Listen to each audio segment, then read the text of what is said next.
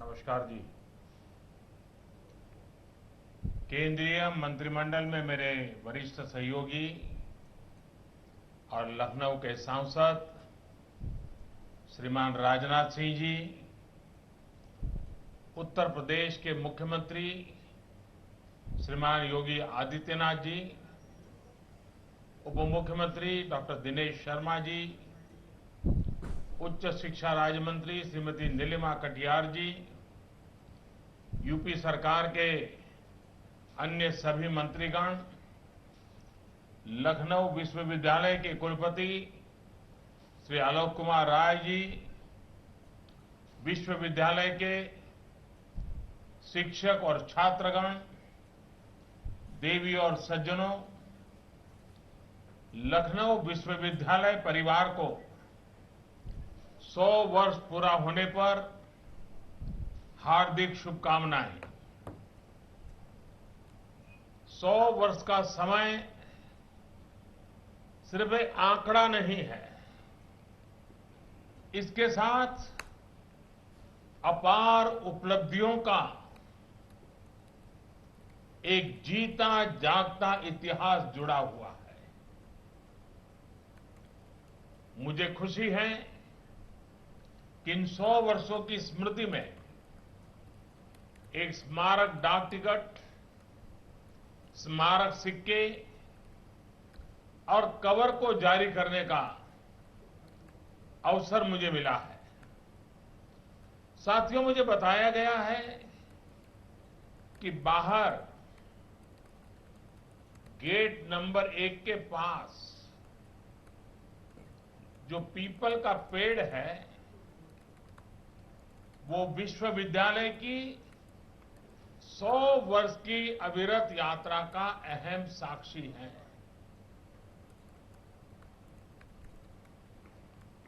इस वृक्ष ने यूनिवर्सिटी के परिसर में देश और दुनिया के लिए अनेक प्रतिभाओं को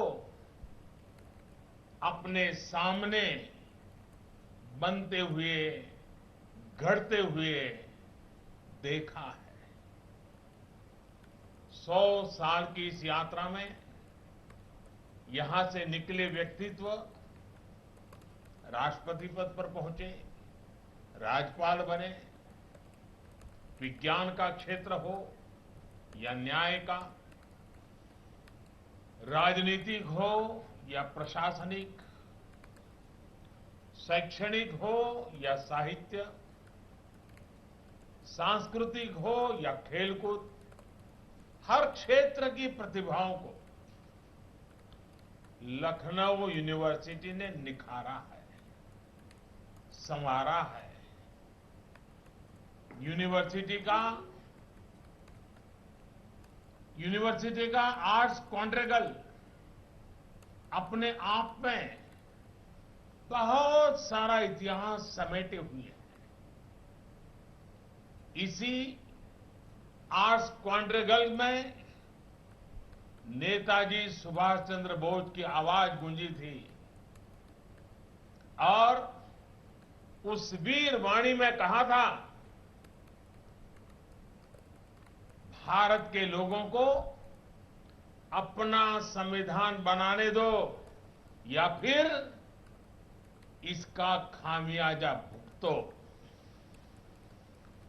कल जब हम भारत के लोग अपना संविधान दिवस मनाएंगे तो नेताजी सुभाष बाबू के वो हुंकार नई ऊर्जा लेकर आएगी।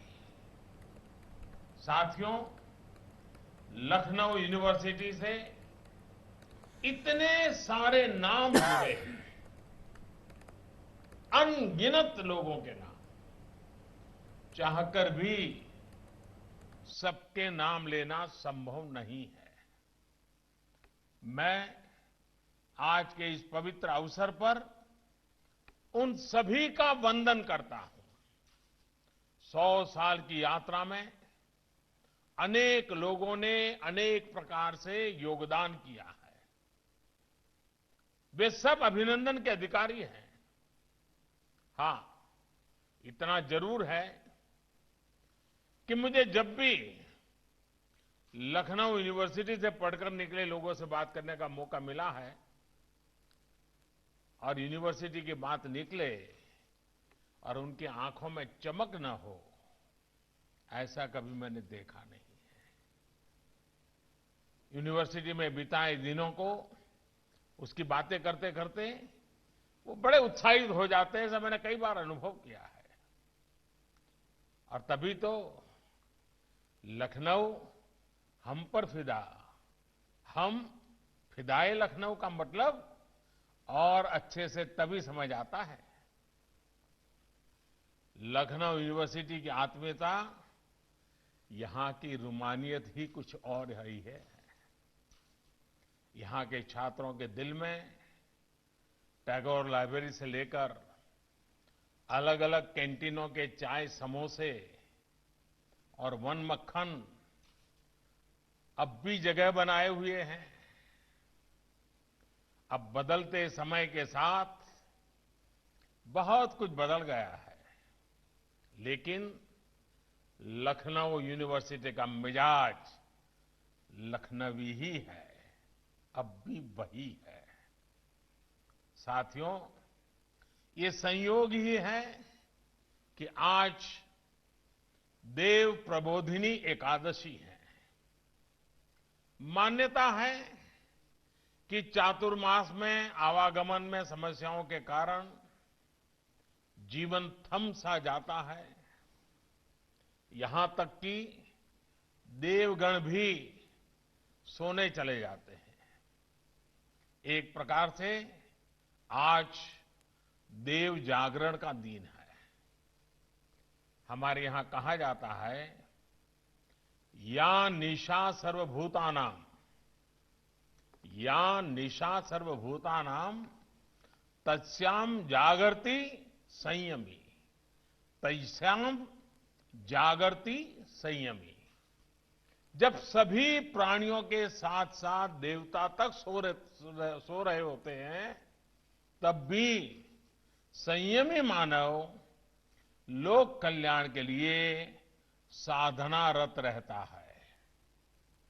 आज हम देख रहे हैं कि देश के नागरिक कितने संयम के साथ कोरोना की इस मुश्किल चुनौती का सामना कर रहे हैं, देश को आगे बढ़ा रहे हैं। साथियों, देश को प्रेरित करने वाले, प्रोत्साहित करने वाले नागरिकों का निर्माण शिक्षा के ऐसे ही संस्थानों में ही होता है।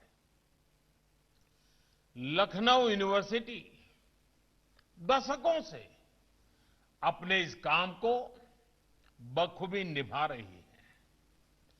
कोरोना के समय में भी यहां के छात्र छात्राओं ने, टीचर्स ने अनेक प्रकार के समाधान समाज को दिए हैं।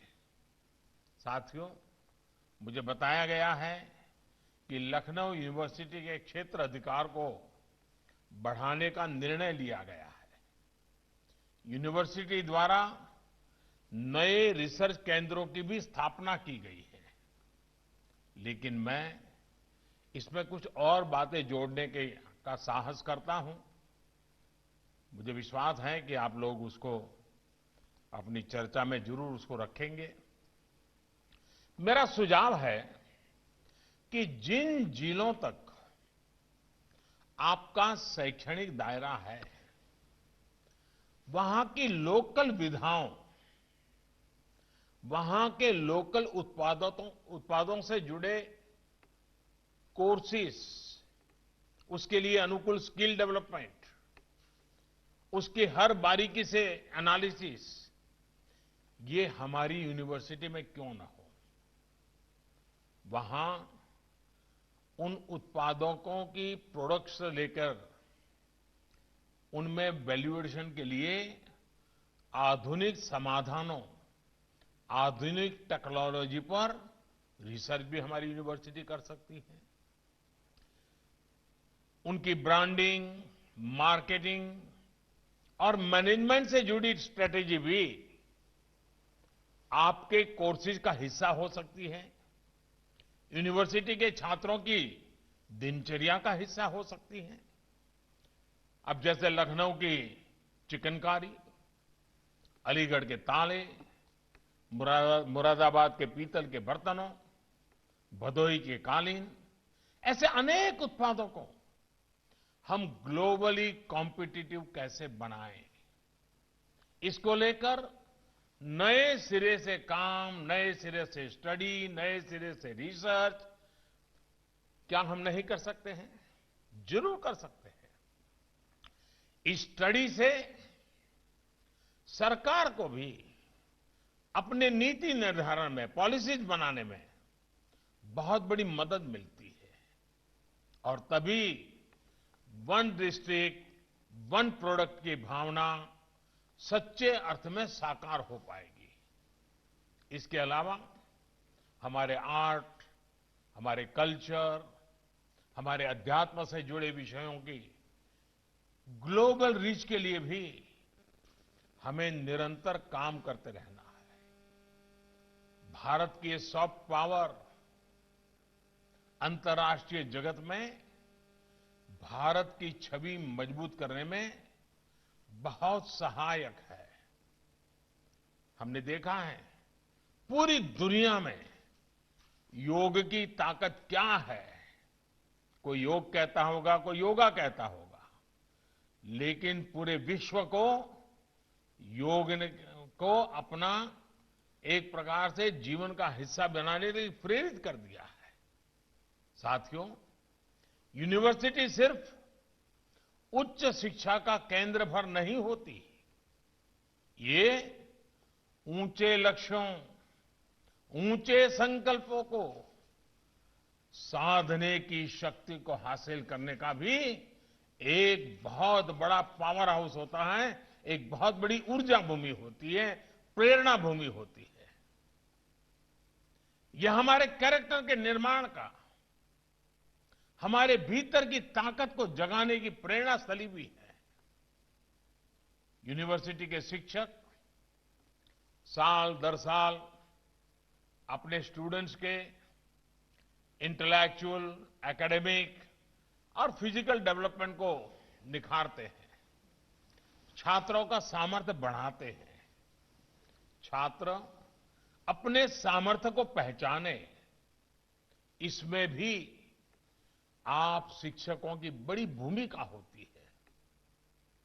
लेकिन साथियों, लंबे समय तक हमारे यहां समस्या ये रही है कि हम अपने सामर्थ्य का पूरा उपयोग ही नहीं करते। यही समस्या पहले हमारी गवर्नेंस में, सरकारी तौर तरीकों में भी थी। जब सामर्थ्य का सही उपयोग न हो तो क्या नतीजा होता है, मैं आज आपके बीच में उसका एक उदाहरण देना चाहता हूं और यहां यूपी में वो ज्यादा सूटेबल है। आपके बहुत लखनऊ से जो बहुत दूर नहीं है, रायबरेली। रायबरेली का रेल कोच फैक्ट्री, बरसों पहले वहां निवेश हुआ, संसाधन लगे, मशीनें लगी, बड़ी बड़ी घोषणाएं हुई, रेल कोच बनाएंगे। लेकिन अनेक सालों तक वहां सिर्फ डेंटिंग पेंटिंग का काम होता रहा। कपूरथला से डिब्बे बनकर आते थे और यहां उसको थोड़ा लीपा पोती, रंग रोगान करना, कुछ चीजें इधर उधर डाल देना, बस यही होता था। जिस फैक्ट्री में रेल के डिब्बे बनने का सामर्थ्य था, उसमें पूरी क्षमता से काम कभी नहीं हुआ। साल 2014 के बाद हमने सोच बदली, तौर तरीका बदला। परिणाम यह हुआ कि कुछ महीने में ही यहां से पहला कोच बनकर के तैयार हुआ और आज हर साल सैकड़ों डिब्बे यहां से निकल रहे हैं। सामर्थ्य का सही इस्तेमाल कैसे होता है, वो आपके बगल में ही है और दुनिया आज इस बात को देख रही है। और यूपी को तो इस बात पर गर्व होगा कि अब से कुछ समय बाद दुनिया की सबसे बड़ी, आपको गर्व होगा साथियों, दुनिया की सबसे बड़ी रेल कोच फैक्ट्री अगर उसके नाम की चर्चा होगी तो वो चर्चा रायबरेली के रेल कोच फैक्ट्री की होगी। साथियों, सामर्थ्य के उपयोग के साथ साथ नियत और इच्छा शक्ति का होना भी उतना ही जरूरी है। इच्छा शक्ति न हो तो भी आपको जीवन में सही नतीजे नहीं मिल पाते। इच्छा शक्ति से कैसे बदलाव होता है, इसका उदाहरण देश के सामने कई उदाहरण हैं। मैं जरा यहां आज आपके सामने एक ही सेक्टर का उल्लेख करना था, यूरिया। एक जमाने में देश में यूरिया उत्पादन के बहुत से कारखाने थे, लेकिन बावजूद इसके काफी यूरिया भारत बाहर से मंगवाता था, इंपोर्ट करता था। इसकी एक बड़ी वजह यह थी कि जो देश के खाद कारखाने थे वो अपनी फुल कैपेसिटी पर काम ही नहीं करते थे। सरकार में आने के बाद जब मैंने अफसरों से इस बारे में बात की तो मैं हैरान रह गया। साथियों, हमने के बाद एक नीतिगत निर्णय लिए। इसी का नतीजा है कि आज देश में यूरिया कारखाने पूरी क्षमता से काम कर रहे हैं। इसके अलावा एक और समस्या थी, यूरिया की ब्लैक मार्केटिंग की। किसानों के नाम पे निकलता था और पहुंचता कहीं और था, चोरी हो जाता था। उसका बहुत बड़ा खामियाजा हमारे देश के किसानों को उठाना पड़ता था। यूरिया की ब्लैक मार्केटिंग का इलाज हमने किया। कैसे किया? यूरिया की 100% नीम कोटिंग करके। ये नीम कोटिंग का कंसेप्ट भी कोई मोदी के आने के बाद आया ऐसा नहीं है, ये सब नोन था, सब जानते थे। और पहले भी कुछ मात्रा में नीम कोटिंग होता था, लेकिन कुछ मात्रा में करने से चोरी नहीं रुकती है। लेकिन 100% नीम कोटिंग के लिए जो इच्छा शक्ति चाहिए थी वो नहीं थी। आज 100% नीम कोटिंग हो रही है और किसानों को पर्याप्त मात्रा में यूरिया मिल रहा है। साथियों, नई टेक्नोलॉजी लाकर पुराने और बंद हो चुके खाद कारखानों को अब दोबारा शुरू भी करवाया जा रहा है। गोरखपुर हो, सिंदरी हो, बरौनी हो, ये सब खाद कारखाने कुछ ही वर्षों में फिर से शुरू हो जाएंगे। इसके लिए बहुत बड़ी गैस पाइपलाइन पूर्वी भारत में बिछाई जा रही है। कहने का मतलब यह है कि सोच में पॉजिटिविटी और अप्रोच में पॉसिबिलिटीज, इसको हमें हमेशा जिंदा रखना चाहिए। आप देखिएगा, जीवन में आप कठिन से कठिन चुनौती का सामना इस तरह कर पाएंगे, साथियों, आपके जीवन में निरंतर ऐसे लोग भी आएंगे जो आपको प्रोत्साहित नहीं बल्कि हतोत्साहित करते रहेंगे। ये नहीं हो सकता है, अरे ये तू नहीं कर सकता यार, तू सोच, तेरा काम नहीं है, ये कैसे होगा। अरे इसमें तो ये दिक्कत है, ये तो संभव ही नहीं है। अरे इस तरह की बातें लगातार आपको सुनने को मिलती होगी। दिन में 10 लोग ऐसे मिलते होंगे जो निराशा निराशा निराशा की बातें करते होंगे। और ऐसी बातें सुन करके आपके कान भी थक गए होंगे, लेकिन आप खुद पर भरोसा करते हुए आगे बढ़िएगा। अगर आपको लगता है कि आप जो कर रहे हैं वो ठीक है, देश के हित में है, वो न्यायोचित तरीके से किया जा सकता है, तो उसे हासिल करने के लिए अपने प्रयासों में कभी कोई कमी मत आने दीजिए। मैं आज आपको एक और उदाहरण भी देना चाहता हूं। साथियों, खादी को लेकर, हमारे यहां खादी को लेकर जो एक वातावरण है, लेकिन मेरा जरा उल्टा था, मैं जरा उत्साहित रहा हूं। मैं उसके, जब मैं गुजरात में ये सरकारों के रास्ते पर तो नहीं था, तब मैं एक सामाजिक काम करता था, कभी राजनीतिक कार्यकर्ता के रूप में काम करता था। खादी पर हम गर्व करते हैं, चाहते हैं। खादी की प्रतिबद्धता, खादी के प्रति झुकाव, खादी के प्रति लगाव, खादी की प्रसिद्धि, ये पूरी दुनिया में हो, ये मेरे मन में हमेशा रहा करता था।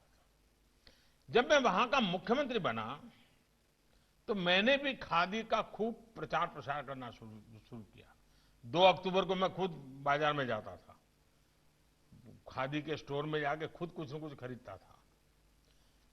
मेरी सोच बहुत पॉजिटिव थी, नीयत भी अच्छी थी, लेकिन दूसरी तरफ कुछ लोग हतोत्साहित करने वाले भी मिलते थे। मैं जब खादी को आगे बढ़ाने के बारे में सोच रहा था, जब कुछ लोगों से इस बारे में चर्चा की, तो उन्होंने कहा कि खादी इतनी बोरिंग है और इतनी अनकूल है, आखिर खादी को आप हमारे आज के यूथ के प्रमोट कैसे कर पाएंगे, यही सुनता था। आप सोचिए किस तरह के सुझाव मिलते थे। ऐसी ही निराशावादी अप्रोच की वजह से हमारे यहां खादी के रिवाइवल की सारी पॉसिबिलिटीज मन में ही मर चुकी थी, समाप्त हो चुकी थी। मैंने इन बातों को किनारे किया और सकारात्मक सोच के साथ आगे बढ़ा। 2002 में मैंने पोरबंदर में महात्मा गांधी जी की जन्म जयंती के दिन गांधी जी की उस जन्मस्थली में ही खादी के कपड़ों का ही एक फैशन शो प्लान किया और एक यूनिवर्सिटी के यंग स्टूडेंट्स को ही इसकी जिम्मेवारी दी। फैशन शो तो होते रहते हैं, लेकिन खादी और यूथ दोनों ने मिलकर उस दिन जो मजमा जमा दिया, उन्होंने सारे पूर्वग्रहों को ध्वस्त कर दिया था, नौजवानों ने कर दिया था। और बाद में उस इवेंट की चर्चा भी बहुत हुई थी और उस समय मैंने एक नारा भी दिया था कि आजादी के पहले खादी फॉर नेशन, आजादी के बाद खादी फॉर फैशन। लोग हैरान थे कि खादी कैसे फैशनेबल हो सकती है, खादी कपड़ों का फैशन शो कैसे हो सकता है, और कोई ऐसा सोच भी कैसे सकता है कि खादी और फैशन को एक साथ ले आए। साथियों, इसमें मुझे बहुत दिक्कत नहीं आई, बस सकारात्मक सोच ने, मेरी इच्छा शक्ति ने मेरा काम बना दिया। आज जब सुनता हूं कि खादी स्टोर से एक एक दिन में 1-1 करोड़ रुपए की बिक्री हो रही है, तो मैं अपने वो दिन भी याद करता हूं। दोस्तों, आपको जानकर हैरानी होगी और ये आंकड़ा याद रखिए आप। साल 2014 के पहले 20 वर्षों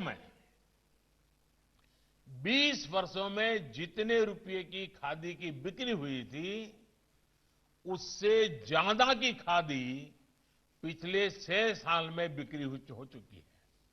कहां 20 साल का कारोबार और कहां 6 साल का कारोबार। साथियों, लखनऊ यूनिवर्सिटी कैंपस के ही कविवर प्रदीप ने कहा है, आप ही की यूनिवर्सिटी इसी मैदान की कलम से निकला है। प्रदीप ने कहा है, कभी कभी खुद से बात करो, कभी कभी खुद से बात करो, कभी खुद से बोलो। अपनी नजर में तुम क्या हो, ये मन की तराजू पर तोलो। ये पंक्तियां अपने आप में विद्यार्थी के रूप में, शिक्षक के रूप में या जनप्रतिनिधि के रूप में हम सभी के लिए एक प्रकार से गाइडलाइंस हैं। आजकल की भागदौड़ भरी जिंदगी में खुद से साक्षात्कार, खुद से बात करने, आत्ममंथन करने की आदत भी छूटती जा रही है। इतने सारे डिजिटल गैजेट्स हैं, इतने सारे प्लेटफॉर्म्स हैं, वो आपका समय चुरा लेते हैं, छीन लेते हैं। लेकिन आपको इन सब के बीच अपने लिए समय छीनना ही होगा, अपने लिए समय निकालना ही होगा। साथियों, मैं पहले एक काम करता था, पिछले 20 साल से तो नहीं कर पाया, क्योंकि आप सबने मुझे ऐसा काम दे दिया है कि मैं उसी में लगा रहता हूं। लेकिन जब मैं शासन व्यवस्था में नहीं था, तो मेरा एक कार्यक्रम होता था हर साल, मैं मुझसे मिलने जाता हूं। उस कार्यक्रम का मेरा नाम था, मैं मुझसे मिलने जाता हूं।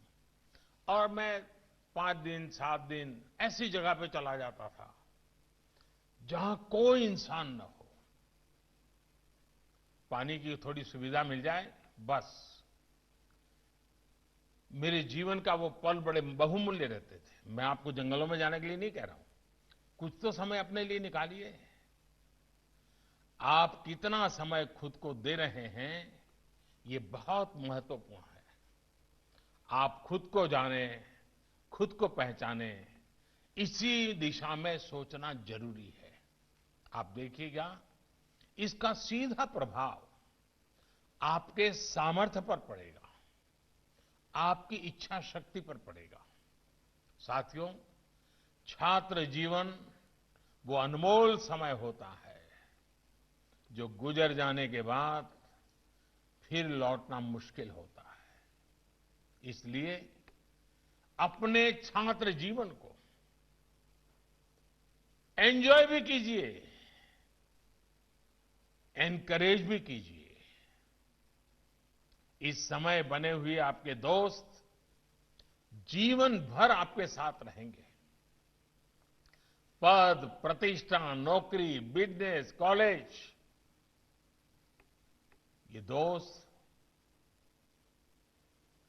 इतनी सारी भरमार में आपके शिक्षा जीवन के दोस्त, चाहे स्कूली शिक्षा हो या कॉलेज की, वो हमेशा एक अलग ही आपके जीवन में उनका स्थान होता है।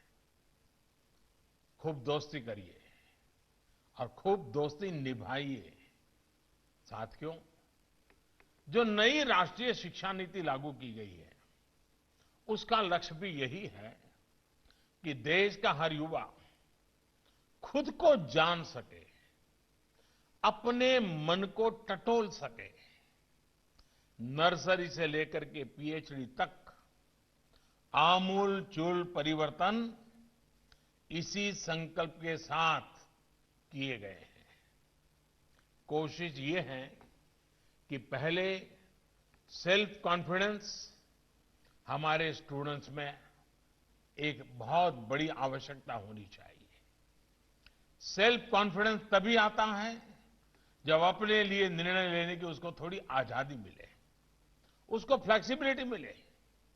बंधनों में जकड़ा हुआ शरीर और खांचे में डला हुआ दिमाग कभी प्रोडक्टिव नहीं हो सकता।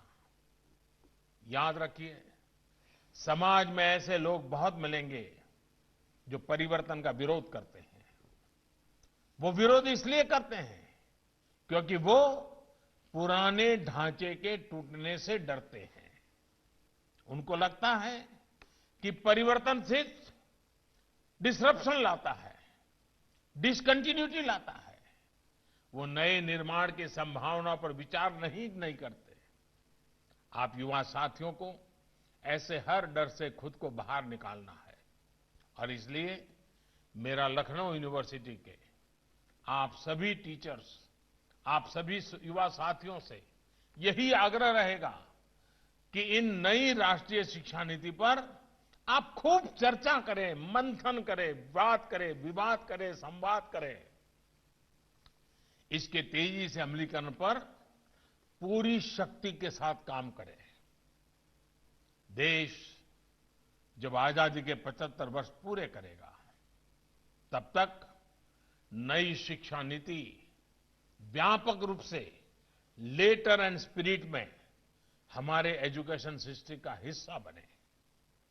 आइए वयम राष्ट्रे जागृयाम पुरोहिता, आइए वयम राष्ट्रे जागृयाम पुरोहिता, इस उद्घोष को साकार करने के लिए जुट जाएं।